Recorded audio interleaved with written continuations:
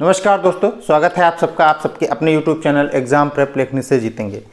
हिंदी की सीरीज चल रही थी और हिंदी में हम संधियां पढ़ा रहे थे आप लोगों को।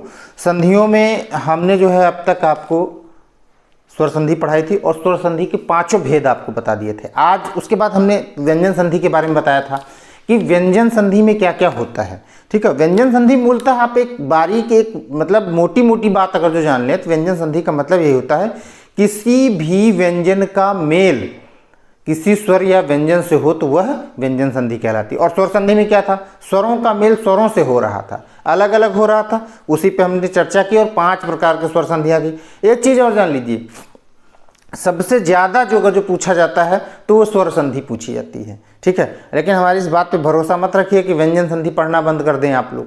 व्यंजन संधि भी पढ़िएगा, ऐसा नहीं है कि नहीं पढ़िएगा। जितना बड़ा एग्जाम उतनी बड़ी संधि। अब इतना जान लीजिए, यूपी टेट की हम बात कर रहे हैं कि यूपी टेट में सबसे ज्यादा जो है सर्वाधिक पूछे जाने वाली संधि अगर जो कोई है तो वो स्वर संधि है। स्वर संधि के 5 भेद हैं। अगर कठिन हो गया पेपर तो समझ लीजिए कि व्यंजन संधि आ गई तो कठिन हो गया पेपर। ठीक है, तो आज हम व्यंजन संधि के बारे में बात करेंगे और हमने व्यंजन संधि का एक मोटा मोटा आपको चीज़ बताई थी, एक मोटी मोटी लाइन में एक बताया कि व्यंजन संधि वो होती है कि जहाँ पे व्यंजन वर्णों का मेल किसी स्वर या व्यंजन वर्ण से हो। ठीक है, तो आप समझिए इस चीज़ को। हमने देखो लिख रखा है कि व्यंजन संधि वर्ग के पहले वर्ण। अब एक चीज याद रखिएगा, वर्णमाला आपको पढ़ाई थी तो वर्णमाला जब तक आप नहीं देखेंगे तब तक व्यंजन संधि क्लियर नहीं होगी। ठीक है, 5 वर्ग बताए थे, क च ट त प। ठीक है, और वर्ग के पहले वर्ण यानी क वर्ग का क, च वर्ग का च, ट वर्ग का ट, त वर्ग का त और प वर्ग का प। वर्ग के पहले वर्ण का मेल किसी भी स्वर से। ठीक है, देखो यहाँ पे लिख रखा हमने किससे किससे हो रहा है, किसी भी स्वर से। ये देखो, स्वर से या वर्ग के तीसरे और चौथे या अंतस्थ व्यंजन से हो रहा है। अंतस्थ व्यंजन कौन कौन से होते हैं? अब देखो हमने सारी चीजें आपको मतलब इतना सरल कर दिया है कि आप समझिए केवल। ठीक है, स्वर कौन कौन से होते हैं? अ आ इ ई उ ऊ ए ऐ ओ औ अ। ठीक है, ये सारे क्या होते हैं? स्वर होते हैं। तो स्वरों की हमने चर्चा नहीं की, लेकिन वर्ग का तीसरा वर्ण कौन सा होता है? ग ज ड द ब। चौथा वर्ण कौन सा होता है? घ झ ढ ध भ। और अंतस्थ व्यंजन कौन से होते हैं आपके? य र ल व। ठीक है, ये है। और यही बात कह रहा है वर्ग का पहला वर्ण। देखो पहला वर्ण हमने लिखा भी है यहाँ पे, ये देखो नीचे लिखा हुआ है, नीचे जगह नहीं इसलिए ऊपर लाइन खींच दिए, क च ट त प। ठीक है, इनका अगर जो मेल हो रहा है आपस में क च ट त प का स्वर से या वर्ग के तीसरे यानी ग ज ड द ब से या चौथे घ झ ढ ध भ से या अंतस्थ यानी य र ल व से, तो पहला तो से मेल होने पर पहला वर्ण यानी ये वाला का, ये वाले देखो फिर से लिखा है हमने, अपने ही वर्ग के तीसरे वर्ण में बदल जाता है। अब समझिएगा इस चीज को, हमने उदाहरण लिया, उदाहरण से थोड़ा सा आसान हो जाएगा समझना। लिखा हुआ है दिक धन गज। देखो यहाँ पे का है, हमने बताया ना पहला वर्ण, और मेल किससे हो रहा है? गा, तीसरे वर्ण से। देखो तीसरा वाला है। ठीक है, तो ये अपने ही वर्ग के, ये का जो है यहां से खत्म हो जाएगा। का जो है अपने ही वर्ग के तीसरे वर्ण में, अपने ही वर्ग का तीसरा वर्ण क्या है? गा है। ठीक है, तो ये देखो गा में बदल गया। ठीक है, और बदला कैसे? ये देखो यहाँ पे लिखा हुआ है, ये सब जो है हल के साथ लगे हुए हैं। ठीक है, तो इस चीज का ध्यान रखिएगा। वाग धन ईशा, सॉरी ईशा कह दिया, संस्कृत की बात हो जाएगी आपकी। ठीक है, तो वाक धन, ये देखो का है और ई है। देखो कहा ना हमने पहला वर्ण स्वर के साथ, तो पहला वर्ण का है और किसके साथ बदल मिल रहा है? इसके साथ में परिवर्तित कहां हो रहा है? तीसरे में। गा तीसरा होता है। अच धन अंत, चा हट जाएगा, चा का पहला वर्ण है वर्ग का और चा की जगह उसी वर्ग का यानी चा वर्ग का तीसरा कौन सा है? जा, जा आ गया। ठीक है, अज धन आदि, सॉरी ये अज नहीं होगा, अच होगा यहां पर। ठीक है, प्रिंटिंग मिस्टेक हो जाती है, लिपिकीय त्रुटि कह सकते हैं इसको आप। ठीक है, तो यहां पर क्या होना चाहिए? चा। ठीक है, अच धन आदि।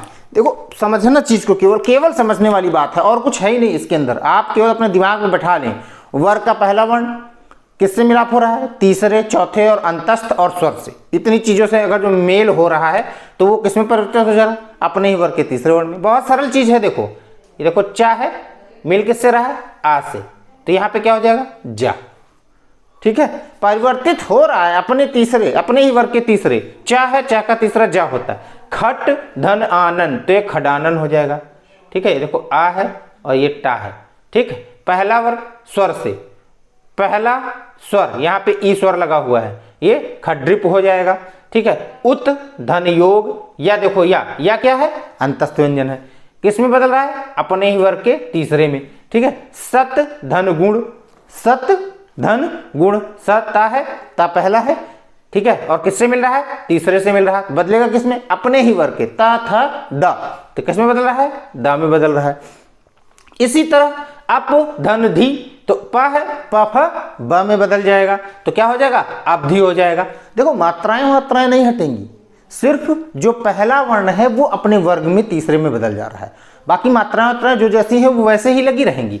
देखो सुप पा है, ठीक है, यहाँ पे हमने रेफ नहीं लगाया, रेफ लगा लीजिएगा, ठीक है, ये ऐसे होगा, ठीक है। सुप ये किससे मिल रहा है, आ से, तो क्या हो जाएगा, बा में सुबंत हो जाएगा। ऐसे ही सत्य धन भावना, ठीक है, ये सद्भावना हो जाएगा। भगवत धन गीता आपने पढ़ी होगी, ठीक है, भगवत गीता कहा जाता है, भगवत गीता नहीं कहा जाता, भगवत गीता कहा जाता है, भगवत धन गीता होता है, इसीलिए भगवत गीता कहा जाता है, यहाँ पे दा लगाया जाता है।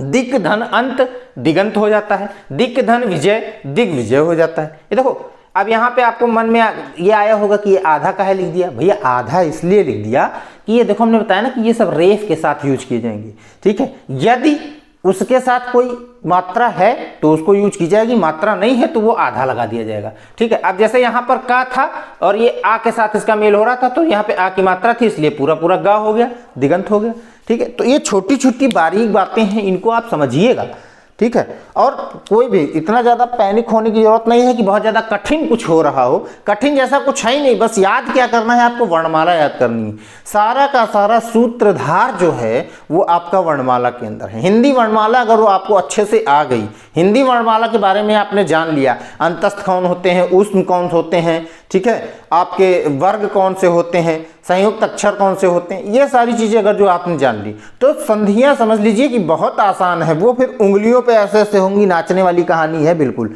ठीक है। उंगलियों पे आप संधियों को नचाएंगे। और थोड़े थोड़े जो छोटे छोटे नियम हैं कि का वर्ग का जो पहला वर्ण है वो किससे किससे मिल रहा हो, स्वर से मिल रहा हो, वर्ग के तीसरे वर्ण से मिल रहा हो, वर्ग के चौथे वर्ण से मिल रहा हो, तो बदलता किस में है, कौन बदलता है। अब ये वाले नहीं बदलेंगे, आपके स्वर नहीं बदलेगा, आपका जो तीसरा वर्ण है वो नहीं बदलेगा, आपका जो चौथा वर्ण है वो नहीं बदलेगा, अंतस्थ है वो नहीं बदलेगा। बदलेगा क्या, जो वर्ग का पहला वर्ण है जिसे आपने यहाँ पे लिख रखा है का च ट त प, और किस में बदलेगा, अपने ही वर्ग के तीसरे वर्ण में बदलेगा, ठीक है। उदाहरण के साथ हमने समझाने का प्रयास किया है, ठीक है।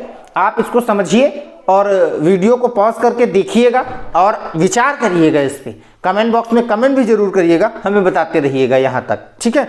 और फिर हम आपसे कह रहे हैं, बीच बीच में इसीलिए बोलते रहते हैं, लाइक शेयर सब्सक्राइब जरूर करिएगा इसको। आपको अगर जो पसंद आ रहा है तो बहुत अच्छी बात है, आप इसको लाइक शेयर सब्सक्राइब करिए, देखिए चीज़ों हमको बताइए, आप क्या कमियां रह गई हैं उनको और बेहतर करने का हम प्रयास करेंगे। हमारा उद्देश्य है कि इन प्रकार आपको चीज़ें समझ में आनी चाहिए, वो कैसे भी हो, ठीक है। हम पूरा का पूरा प्रयास करेंगे आपके लिए, जो चीज़ें कम रह गई हैं या जो चीज़ें आपको नहीं समझ में आ रही हैं, क्यों नहीं आ रही, या आपके मन में कोई सवाल हो कि सर हमने कहीं तो और ये पढ़ा हुआ था, उसका भी जवाब हम आपको देंगे। तो कमेंट बॉक्स में कमेंट जरूर करिएगा। तीसरी बात ये है कि देखिए आज जो है, जो भी मंथ स्टार्ट हो गया है आपका नवंबर, ठीक है, नवंबर मंथ स्टार्ट होने का मतलब है जो भी यूपी टेट दे रहे होंगे उनके लिए तो बड़ी जो है अफवाह वाली स्थिति है। क्यों स्थिति अफवाह वाली, 4 तारीख को दीपावली है, ठीक है। दीपावली का त्यौहार आप लोग मनाएंगे, जाके अच्छे से मनाइएगा, ठीक है, और खुशियों के साथ रहिएगा। लेकिन इसके तुरंत बाद आपको फिर अपनी किताबें उठानी हैं, ठीक है। 2 दिन 3 दिन रेस्ट करिए, हम नहीं कहते हैं कि रेस्ट मत करिए, किताबें जो है खोल के ही बैठे रहिए, दिवाली का त्यौहार मत मनाइए, इतना ज़्यादा रुष्ट हो जाए तो रुष्ट होने की कोई आवश्यकता नहीं है। आप इसको पढ़िएगा, दिवाली के त्यौहार में आप काम करते रहिए, पटाखे जलाते रहिए, चलाते रहिए, जो भी फुलझड़ी आपको छुड़ानी है वो छुड़ाइए, लेकिन ये 10-10 मिनट के, 15-15 मिनट के, 20-20 मिनट के जो वीडियोस हैं इनको साथ में रखिएगा। आपको मैं जो कहानी बता रहा हूँ वो कहानी आपके दिमाग में घर करेगी, ठीक है। हमने आपको बताया कि इतना चीज़ हमको मतलब कुछ समझाना है ही नहीं, आप सिर्फ मेरी कहानी सुनिए। मैं हर क्लास के अंदर आपको कहानी बताता हूँ, कहानी सुनिए आप उसको, ठीक है। तो हमने बताया एक पहला नियम था ये, ठीक, किसका, व्यंजन संधि का। ऐसे ही 3-4 नियम है, ज़्यादा नहीं है, आप परेशान मत होइएगा इतना। ठीक है। अब जैसे दूसरा नियम क्या है, वर्ग के पहले वर्ण। अब वर्ग का पहला वर्ण हम बताएंगे नहीं क्या होता है, कि कचा टा तपा होता है, ध्यान रखिएगा इस चीज को। वर्ग का पहला वर्ण, ये देखो यहाँ पे हमने लाइन खींच दी, किससे मिलता है, म और ना से, केवल म और ना से। अनुस्वार हैं ये दोनों, अनुनासिक कह जाएंगे, सॉरी अनुनासिक हैं, इन दो अनुनासिक से मिलता है तो अपने ही वर्ग के पांचवें वर्ण में परिवर्तित हो जाता है। पांचवा वर्ण कौन सा, काखा गगा अंगा चाचा जाजा इया टाठा डाडा अणा पापा बाबा म ताथा दादा न, ठीक है। तो ये अपने ही वर्ग में, ये देखो पांचवें में परिवर्तित हो जाता है, किसमें, कौन, जो पहला वाला है। अब जैसे लिखा हुआ है वाक धनमय, ठीक है, तो हमने बताया कि पहला वर्ण किससे मिल रहा है, माँ और ना से अगर जो मिले तो किसमें परिवर्तित हो जाएगा, अपने ही वर्ग के पांचवें वर्ण में, कौन सा है, अंगा, तो ये क्या हो जाएगा, वांगमय हो जाएगा, ठीक है। और रेफ के साथ रहेगा, इस चीज को ध्यान रखिएगा, छोटी छोटी चीजें हैं, गलतियां हो सकती हैं इस चीज को। खट धन मुख, तो एक खड़मुख हो जाएगा, अड़ा आ जाएगा। अड़ा कैसा रहेगा, आधा आ जाएगा। क्यों आधा आ जाएगा, क्योंकि टा आधा है, अड़ा को आधा ही लेना है, इसके साथ कोई मात्रा नहीं है, ठीक है। उत धन मत, तो उन्मत हो जाएगा। तत् धनमय, तो तन्मय हो जाएगा, ठीक है। तन्मय नाम वाले सारे खुश हो जाएंगे, गुरुजी ने आपका नाम ले लिया, ठीक है। चित धनमय, अब यहाँ पे देखो हमने गलती कर दी, लेकिन आप गलती कतई मत करिएगा इस चीज को। चित धनमय चिन्मय हो जाएगा, ठीक है। चिन्मयानंद बहुत फेमस नेता है, अब ये मत पूछिएगा किस लिए फेमस है, ठीक है। तो ध्यान रखिएगा इस चीज को, क्या हो गया, चित्त धनमय बराबर चिन्मय हो जाएगा। जगत धननाथ बराबर जगन्नाथ हो जाएगा। ये बहुत सरल चीजें हैं, आपको सिर्फ ध्यान देने वाली बातें, जो कंसंट्रेशन की बात करते हैं ना, यही कंसंट्रेशन है। कहानी मैंने आपको बताई है, सिर्फ कहानी क्या बताई है कि वर्ग का पहला वर्ण किससे मिल रहा है, म और ना से मिल रहा है, तो अपने ही वर्ग के पांचवें वर्ण में बदल जाता है। अब ये तो आपको याद रखना ही पड़ेगा कि काखा गागा में पांचवा वर्ण अंगा होता है, ठीक है। चाचा जाजा में पांचवा वर्ण इया होता है। ये चीजें आपको याद रखनी पड़ेंगी और ये हम आपको याद दिलाने का प्रयास कर रहे हैं। ये आपके अंदर ये हुनर, ये गुण होना चाहिए, और मुझे लगता है कि बारंबार अगर जो वीडियोस देखेंगे तो जरूर ये हुनर और ये गुण आपके अंदर आ जाएगा, ठीक। इसके बाद में तीसरा नियम है, देखो बहुत जल्दी जल्दी, बहुत छोटी छोटी चीजें बहुत जल्दी जल्दी खत्म हो रहा है, मतलब 2-2, 3-3 मिनट, 4-4 मिनट से ज्यादा कुछ लग ही नहीं रहा है इसके अंदर, ठीक है। ये तीसरा नियम क्या है, किसी भी ह्रस्व, ह्रस्व का मतलब अ ई उ या आ का मेल, ठीक है, आप समझिएगा, हमने बताया था किसी भी ह्रस्व या आ का मेल किससे हो रहा है, छा से होने पर, छा छाता वाला, ठीक है। देखो बॉक्स में बंद कर दिया, बॉक्स में बंद की हुई चीजें सुरक्षित होती हैं, ऐसा मैं मानता हूं। छा से होने पर छा के पहले चा जोड़ दिया जाता है, कोई परिवर्तन कुछ नहीं होता है, बस इतना ध्यान रखना है कि ह्रस्व, ह्रस्व का मतलब अ ई उ, ठीक है, और आ बड़े आ का मेल छा से होने पर किसमें, उसके पहले चा जोड़ दिया जाता है। देखते चलिए, जैसे स्वा, अब ये मत कहिएगा कि इसमें आ कहां से आया, अगर रेफ लगा होता तो आ नहीं होता, ठीक है। ये हल नहीं लगा है, रेफ नहीं लगा है, इसलिए आ है। किससे मिल रहा है, छा से मिल रहा है, तो यहां पर क्या कर दिया, चा जोड़ दिया गया। कुछ अलग नहीं किया, कुछ नया नहीं किया, ठीक है, सब कुछ वही है। परि धन छेद, ठीक है, देखो ई है छोटी, हमने बताया ह्रस्व, ठीक है, तो छा से मिल रहा, तो ये क्या हो जाएगा, परिच्छेद हो जाएगा। अनु धन छेद, तो ये क्या हो जाएगा, अनुच्छेद हो जाएगा। वि धन छेद, तो ये क्या हो जाएगा, विच्छेद हो जाएगा। वृक्ष धन छाया, तो वृक्षाया हो जाएगा। वर्ड है, शब्द हैं, बने हुए हैं, ठीक है, और पूछे भी गए हैं। सबसे बड़ी चीज ये है कि परीक्षाओं में, विभिन्न परीक्षाओं में ये पूछे गए हैं। जैसे आ धन छादन, तो क्या हो जाएगा, आच्छादन हो जाएगा। छत्र धन छाया, तो ये क्या हो जाएगा, छत्र छाया हो जाएगा, ठीक है। किसी की सरपरस्ती में, किसी की छत्र छाया में, यानी किसी के सानिध्य में, ठीक है। संधि धन छेद, तो ये क्या हो जाएगा, संधि छेद हो जाएगा। देखो चीजें बहुत सरल हैं, हमने आपको बताया कि आपको सिर्फ ध्यान देने वाली बात है, छोटी छोटी चीजें हैं, ध्यान देने। बहुत सारे ऐसे कहते हैं लड़के कि सर नहीं निकल रहा है, ओबीसी SC ST वाले सबसे ज़्यादा कहते हैं सर 83 नंबर भी नहीं आ रहे हैं, पास भी नहीं हो पा रहे हैं। भैया कंसंट्रेशन आप बनाइए, ठीक है, हमारी बातों को आप गौर करिएगा। 83 नंबर लाना कोई बहुत बड़ी बात नहीं है, ठीक है, आपके नंबर अच्छे आने चाहिए, सबसे बड़ी बात ये होती है। आपको पास होना है तो आप पास तो हो ही जाएंगे। पास होना कोई बहुत बड़ी वैल्यू नहीं है। आप अच्छे नंबर लेके आइए, और अच्छे नंबर लाने के लिए आपको कंसंट्रेशन बहुत जरूरी होगा। और इतना बड़ा एग्जाम नहीं होता, सरल एग्जाम होता है। लोग कहते हैं भाई 60-70 आ गए थे, 75 आ गए थे, 76 आ गए थे, अटक गए हैं हम उसमें, 5 नंबर 6 नंबर से अटक गए। क्यों अटक गए? सबसे बड़ी चीज़ तो माइनस मार्किंग नहीं है। आप लोगों को तो इस बात पे खुश होना चाहिए, ठीक है। थोड़ा सा कंसंट्रेशन रखिएगा यहाँ पढ़ाई में भी, और जब एग्जाम हॉल में जाएंगे परीक्षा देने तब भी आप कंसंट्रेशन रखिएगा। बहुत आसान परीक्षा होती है, आपको सिर्फ देना है, आपको सिर्फ पढ़ना है, ठीक है। और बहुत ही इजी तरीके से हम आपको बता रहे हैं, इससे ज़्यादा सरल मुझे लगता नहीं है कि कुछ हो सकता है। हाँ, उत्तर प्रदेश एसआई वाले भी इसको देखते रहें, क्योंकि संधियाँ वहाँ भी आती हैं, पूछी जाती हैं। यूपी SSS वाले भी इसको देखते रहें।